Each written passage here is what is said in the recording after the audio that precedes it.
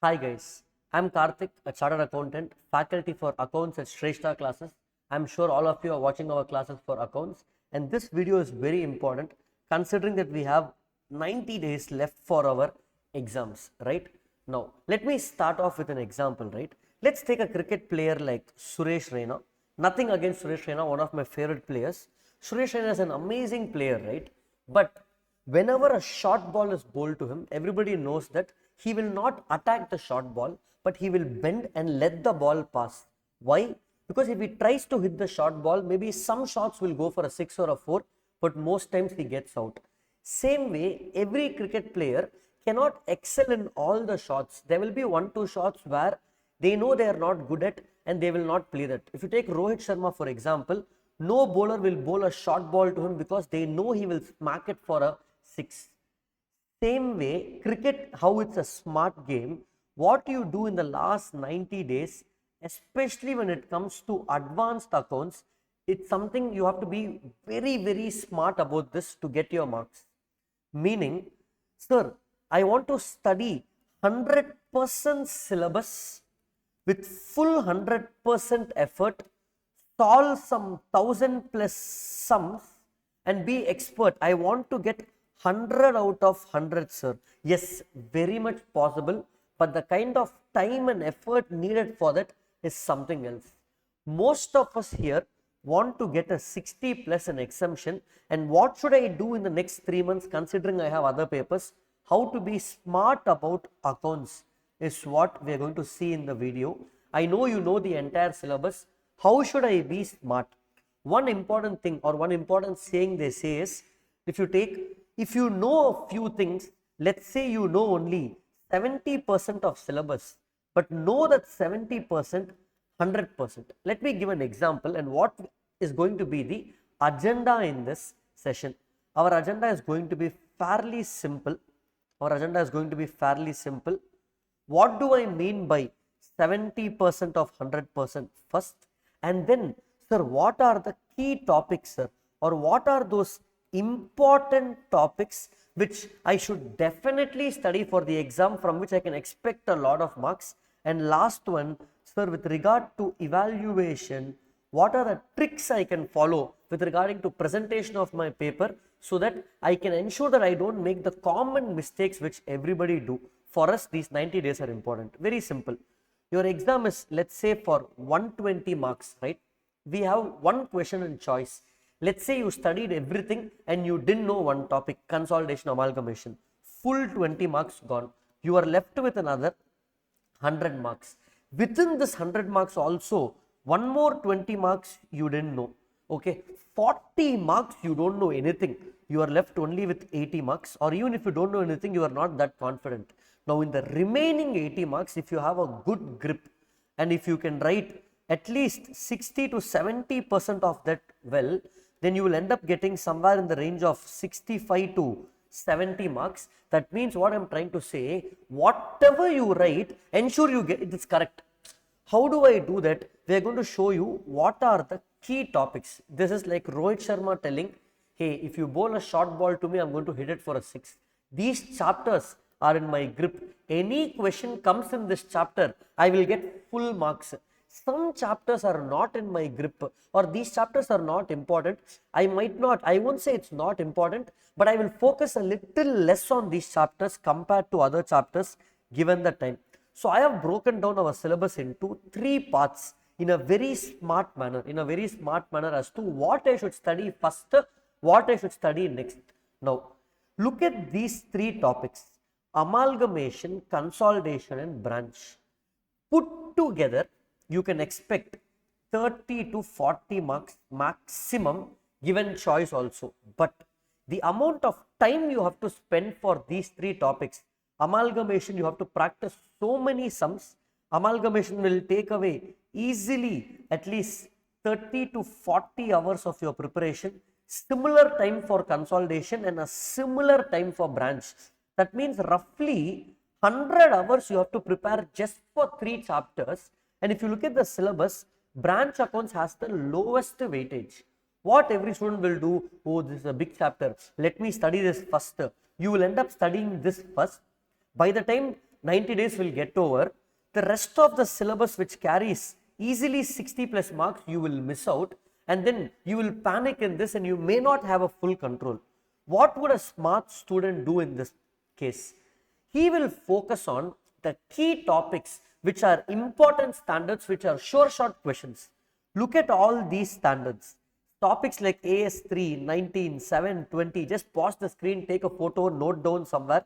These standards are key standards because there are numerical standards, and definitely you will get questions from these standards. Here and there, AS28 is a new standard, 15 is new standard. So definitely they will like to ask this. So first, when you are studying, first you finish studying these standards. Then come to the next category of standards. These kind of standards which are more theoretical based, AS9, AS4, AS18, AS13, 25, these are theory based answers. Don't expect 50 plus marks to come from these standards. Sir, I am very good in these standards, but I don't know these middle standards. Then you are not being smart. You are just studying randomly numbers, whatever number you like. You have to be smart. So first you finish studying all these standards, be very good along with buyback. Buyback is easy and scoring and less time consuming. So I've added over here. Next, these are the other theory based standards, you learn them. Basics, very basic is schedule 3, that you can't skip because schedule 3 balance sheet will come in almost any standard. They can ask in AS17 to prepare a schedule. They can ask you to prepare schedule in amalgamation. So ensure you know the basics format. And then lastly, sir, I have 150 hours to study for accounts. I finished all these key topics and other topics. Now I have 30 to 40 hours left.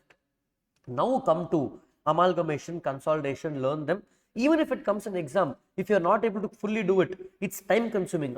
Consolidation, amalgamation takes 40 minutes. You can leave in choice and do other things. So keep these for the last, or at least one of those to the last. Sometimes some topics like a bouncer for Reina, you might not understand. Sir, AS22 is very hard for me. Okay, learn the basics. You don't have to go that in depth. This is with respect to the strategizing as to which topic you have to choose. Same way with branch. Branch is a huge chapter. Maximum you can expect is 5 to 10 marks. That is the weightage given as per ICA. So you can keep this preparation of branch towards the ending. And even if it comes for 20 marks, you can leave it for choice, because in the time that you can spend for branch 30 hours, you can finish all these standards in terms of watching the class or even preparing. So this is called being smart when it comes to your preparation. So I have completed what do you mean by learning key areas with full effort, and what are those key topics. I have given those to you. I hope you made a note. Now coming to evaluation. Most students think in accounts, if balance sheet is tallied, then you will get full 10 out of 10 or 20 out of 20. No, it's not like that. Sometimes even if balance sheet does not tally, you will get 20 out of 20. It's not like, for example, if you do working note 1, working note 2, working note 3, working note 4, if it's a 16 mark question, sir, 4 marks for each. No, it's not like that. Sometimes working note 3 can have itself 10 marks.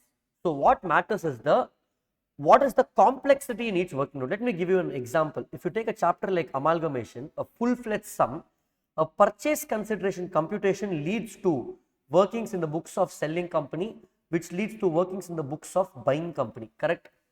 Now, if it's a full sum, if purchase consideration goes wrong, then the entire sum, even though you have done it correctly, the numbers are not correct. Even though conceptually you are correct, you might not get the full marks, but you will think you will get 4 or 5 out of 16 or 20. So here, when it comes to being smart, pick the questions that you know well. The first 20 to 30 marks that you write in the exam should not have any striking, because look at the evaluator, guys. The evaluator is not a faculty. He is a CA with 5+ years of experience in practice or job, who is not in the field of teaching. So imagine I am an accounts faculty. If I am given a paper of economics to correct economics, or let's say they give me maths paper to correct, how will I correct maths paper? Or let's say tax paper is given to me. I don't know the provisions that well. So what I will do, I will look at the question, I will look at the key, whatever is there in the key, I will tick everything and try to give the marks. So what I will see, if your answer versus key answer, If you write anything extra, I don't know that, so I can't give marks. So anything extra, even though it's correct, you will not get marks.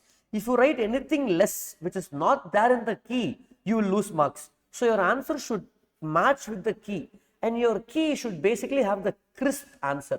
Where can you find the key? It's hard to find the key, it's ICAI key. But in simple, the steps should be neat and try to keep the answer as close to ICAI answer. Use the keywords, use the tables for any sum as close to what ICAI has done. Yes, of course, a sum can be solved in 5 ways. All the 5 ways lead to the right correct answer. But the evaluator will have only 1 or 2 ways. Which 1 or 2 ways? He will have the 1 or 2 ways which is there in the ICAI key. So your answer should align with the ICAI study mat. So that should be your Bible, Quran, Bhagavad Gita that you study. So when it comes to accounts, I'm repeating again what I told in the class. When it's new syllabus, this time we have a lot of new problems in the book. Unlike old syllabus, even small standards like AS 10 or AS 7 or AS 18, even though it's old syllabus, sir, I studied. Go compare the old syllabus with new syllabus book. You can see AS 18, they've added 10 new sums. In AS 10, they've added around 7 to 10 new problems. AS 7, they added about 4 to 5 new sums. That means if I am the examiner, will I want to test the same old question which is there in old syllabus, or will I test the new questions?